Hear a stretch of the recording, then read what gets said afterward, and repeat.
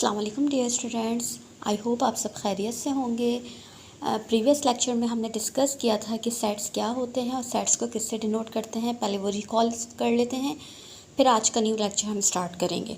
Sets जो हैं basically मैंने कहा था वो सेट्स जो वेल डिफाइन हों और उसके ऑब्जेक्ट डिस्टिंक्ट हों। फॉर एग्ज़ाम्पल मैंने एक सेट लिया था A is equals to 1 2 3 4, well define भी है और इसके ऑब्जेक्ट्स जो हैं सब डिस्टिंक्ट हैं। तो हमने डिस्कस किया था कि ये जो है सेट कहलाता है और डिनोट करते हैं हम इसको कैपिटल लेटर से।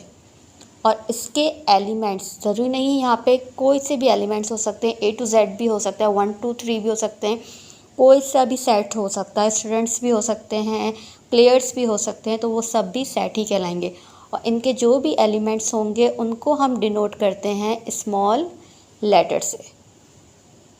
सेट को हम डिनोट करते हैं कैपिटल लेटर से और इनके एलिमेंट्स को, सेट्स के एलिमेंट को डिनोट करते हैं हम स्मॉल लेटर से। तो आज हम कुछ टाइप्स डिस्कस करेंगे सेट्स की, कौन कौन सी टाइप्स होती हैं। तो पहली टाइप जो है वो है एम्प्टी सेट। एम्प्टी सेट को हम नल सेट भी कहते हैं। एम्प्टी सेट या null set both are same. तो आज डिस्कस करेंगे एम्प्टी सेट क्या होते हैं, नल सेट क्या होते हैं। सो स्टूडेंट्स, एम्प्टी सेट की जो डेफिनेशन है वो है a sets having no elements is called set. वो सेट जिसके अंदर कोई भी एलिमेंट ना हो वो हमारे पास सेट कहलाता है। और सेट्स को हम डिनोट करते हैं, it is denoted by null set या empty set. It is denoted by, इसको इससे भी शो कर सकते हैं, लिख सकते हैं, और ये एम्प्टी सेट भी लिख सकते हैं।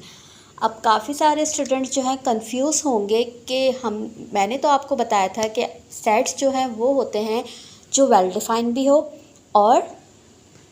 डिफाइन भी और डिस्टिंक्ट ऑब्जेक्ट भी हो, वो सेट्स कहलाते हैं। लेकिन एम्प्टी सेट में तो कोई ऐसे एलिमेंट्स ही नहीं है, तो फिर ये सेट कैसे है।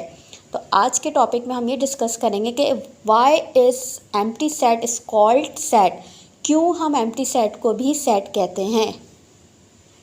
सो डियर स्टूडेंट्स, आप सबके जहन में ये सवाल होगा कि हम एम्प्टी सेट को क्यों सेट कहते हैं।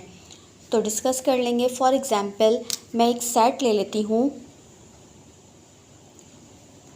A is equal to set of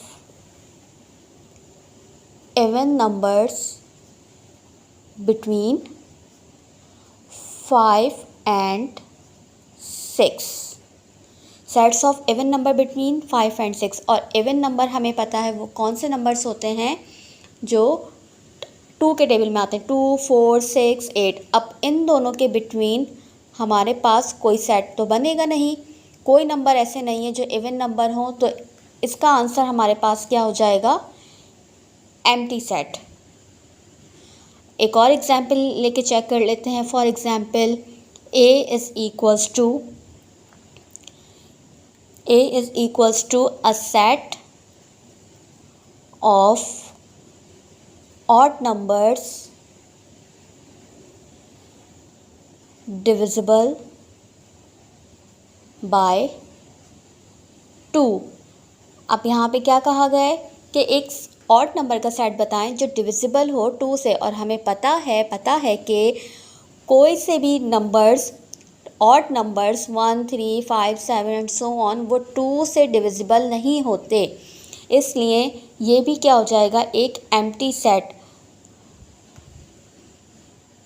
और क्लियर करने के लिए मैं आपको एक और स्टेप बता देती हूँ कि किस तरह से हमें पता चलेगा कि हमारा सेट एम्प्टी है।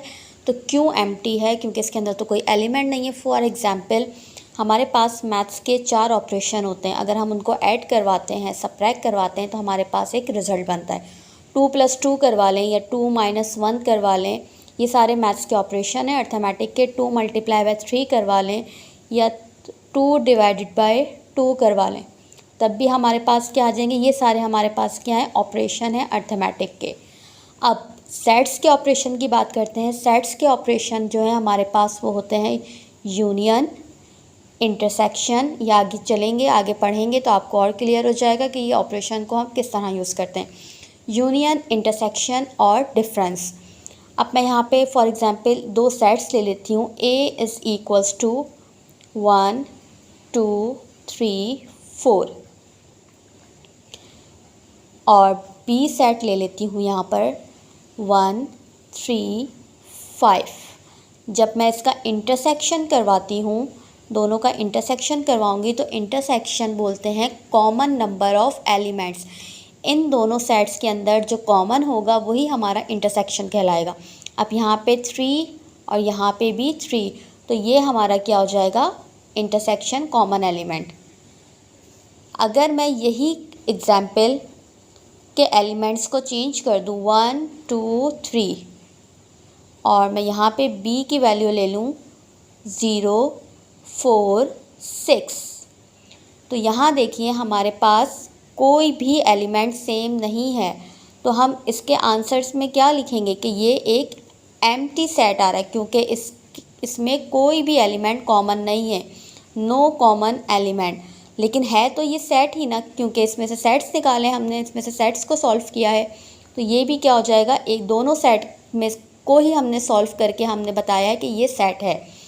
जब कोई भी एलिमेंट एक जैसे सेम नहीं आ रहे तो हम क्या बता देंगे कि इसमें कोई एलिमेंट नहीं है, लेकिन ये है तो एक सेट ही, इसलिए हम कहते हैं एम्प्टी सेट। एक और एग्जांपल मैं आपके साथ शेयर कर देती हूँ ताकि आपको और ज़्यादा क्लियर हो जाए कि एम्प्टी सेट क्या होते हैं। फॉर एग्जांपल यहाँ पे मैं एक डस्टबिन ले लेती हूँ, ठीक है। ये एक डस्टबिन है, इसके अंदर ये सब मैंने कचरा डाल दिया, ठीक है। अब इसी के साथ मैं एक और डस्टबिन बनाती हूँ जो कि एम्प्टी है। ये फुल है और जब मैंने इसको खाली कर दिया तो ये एम्प्टी हो गई। अब इसमें से कचरा निकालने के बाद तब भी तो ये डस्टबिन ही रही ना, ये तो नहीं है कि डस्टबिन नहीं रही। पहले कचरा था तब भी ये डस्टबिन थी, जब मैंने इसमें से कचरा निकाल दिया तो तब भी ये डस्टबिन ही रही। तो आई होप आपको ये क्लियर हो गया हो कि एम्प्टी सेट को हम सेट क्यों कहते हैं। ज़रूरी नहीं कि सेट्स के इसके अंदर ऑब्जेक्ट्स होंगे तभी ये सेट कहलाएगा। दो ऑपरेशंस के बाद अगर हम कोई सेट बनाते हैं वो एम्प्टी आ जाए तो तब भी वो सेट ही होता है। आई होप स्टूडेंट्स आपको आज की वीडियो में ये तो समझ आ गया होगा कि एम्प्टी सेट्स को हम सेट्स क्यों कहते हैं। आज की वीडियो यहीं तक रखते हैं, मिलते हैं नेक्स्ट वीडियो में। जब तक के लिए अल्लाह हाफ़िज़।